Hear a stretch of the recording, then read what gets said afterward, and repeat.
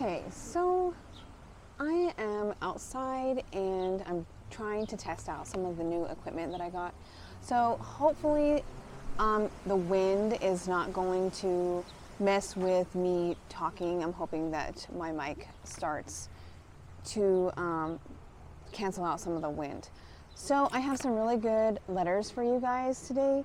I want to make sure to point out the name has changed on this channel, and it's mainly because there are basically so many cryptid clubs, and I wanted something that fit what we talk about weekly. So I think Kryptid Paranormal, I had to use a K, but I think that fits. So I do have some really good stuff for you guys today. The first one is a very recent story, which is not something I actually get a lot of, so I thought that was kind of cool. Usually most people send me stuff that happened when, years ago or when they were a kid or something, so props to this person. My cousin's college house they rented the last 2 years had been having a haunting for weeks. Knocking on the walls, late at night, breezy curtains inside with no windows open, general strange feelings of anxiety from everyone who sat in the living room, and supposedly even a ghostly door slam or two. I myself had only heard the knocking. Apparently they figured it started happening nearly the day after the old owner of the house, prior to it being bought by rental companies, passed away. That's weird to me. But anyway, moving on. Late one evening, we were sitting in the living room talking, and I got up to hear the knocking for the first time. We were all tripped out, and I got a sick feeling in my stomach, as I could immediately tell it was not coming from either the doors, but inside the walls, not inside the wall itself, as if someone was knocking gently on the drywall near a big window. When my cousin and his roomie left the living room to retrieve firearms in the off chance it was not a ghost, I gathered my strength, pushed away my fear, and began to pray to God through Jesus Christ. I prayed to cast out the wayward spirit or demon and bring them back to where they belong. I then grabbed a bottle of olive oil and anointed the door frames in the name of Jesus. Immediately after, the haunting stopped, and they have had no problem since. Really bolstered my faith, but made me more aware than ever that spirits of all sorts are out there everywhere. So this one is weird to me. So they started having hauntings when the old owner passed. But if you read a lot about hauntings, it's because of the fact that they used olive oil and the name of Jesus, that's when it left. It's almost like it's acting like a demonic presence. I don't know, I found that really interesting. So thank you for sending in your letter. Okay, so the next one, a couple videos ago, we did a whole thing on shadow people. So this is a letter in reference to that. The person states, I had one last year in reference to a paranormal experience. I woke up and I was turning over and I saw a tall man standing in the corner. I closed my eyes and tried to go back to sleep. I don't know about you, but when I see a weird person in my room, that's hard for me to go to sleep. I believe the last video is when I said I saw a guy sitting on my door frame. It was hard for me to sleep. So props to that person for just turning over. I couldn't move, and suddenly there was whispering in my ear as if someone was crouched down next to me. It sounded like it was speaking backwards, and I couldn't understand it. I pulled all my willpower and managed to shout, "No!" Then it all stopped and he was gone. So all of the whispering and like it going away after you screaming at it. I have read things in reference to the Hat Man of those types of situations. So it makes you wonder, maybe that was another Hat Man poltergeist kind of thing. So a couple videos back, I also went over this person who I actually know in person. So this person is somebody I can say is 100% telling the truth. They're giving me a series of veteran mental hospital stories, and this one absolutely just blows my mind. It kind of gave me chills, so I'm going to go ahead and read this one to you. This one is called The Black Dog of Death. This again happened on 5B at a vet mental hospital. This unit is bed fast, meaning they are bed bound. The unit is shaped like an L, and the nurse's station is at the beginning of the unit. On the other end is an elevator. In the middle of the night, I hear the elevator come up from the basement. I hear the door open, and a few seconds go by, and around the corner pops out this black dog. In disbelief, I watch this dog walk down the hall and enter the room of a patient.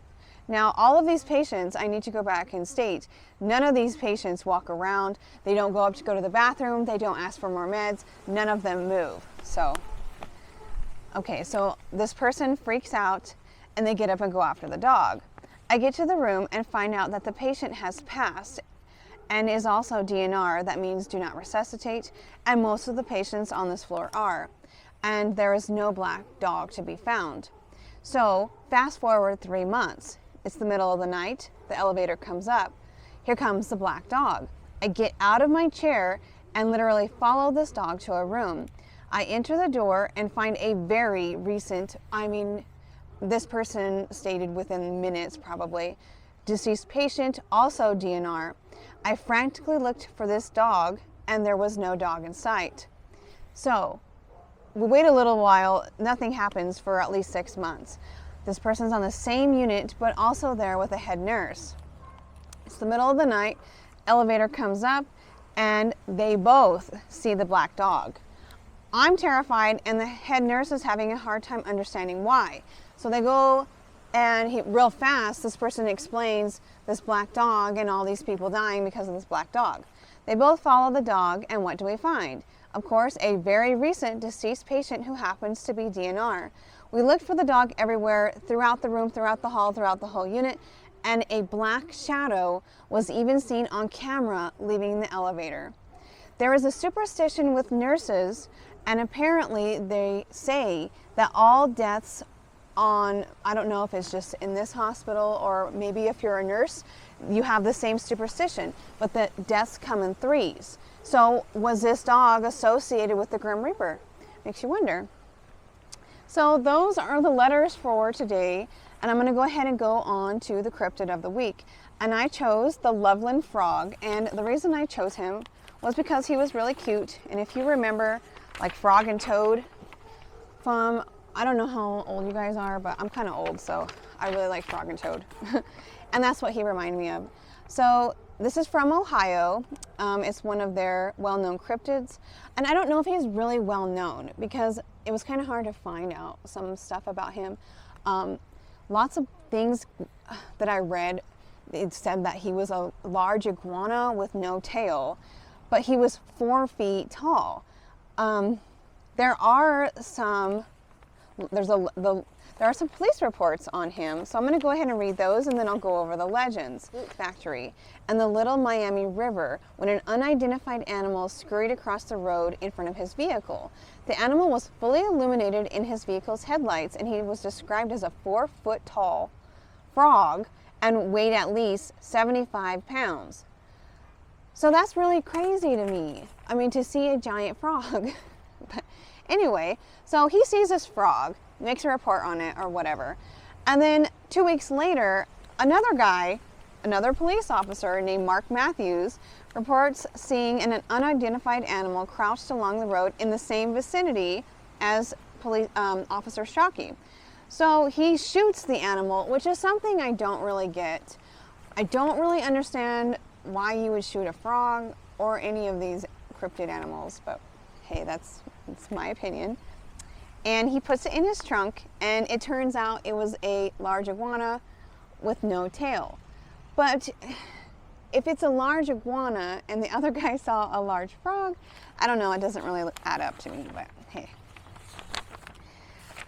So there are, besides the police officers, there are other people who have supposedly seen him. A businessman was traveling along an unnamed road in 1955, and he also saw a large frog who was standing on his hind legs, and he was at least 4 foot tall with leathery skin, and he had a frog face. And there was another person who saw multiple frogs standing on the side of a road who were also between 3 and 4 foot tall and just look like frogs. So there's something in Ohio to where you guys have a lot of frogs that are huge. We have frogs here in Colorado, not that big, but I don't see anybody just shooting them. Anyway, beyond the point. So thank you for watching today, and you guys have a wonderful Wednesday. Remember, if you want to send me letters, it's the same email address, it's just a name change. It's mainly just so we aren't confused with somebody else. So you guys have a wonderful day, and thank you for watching.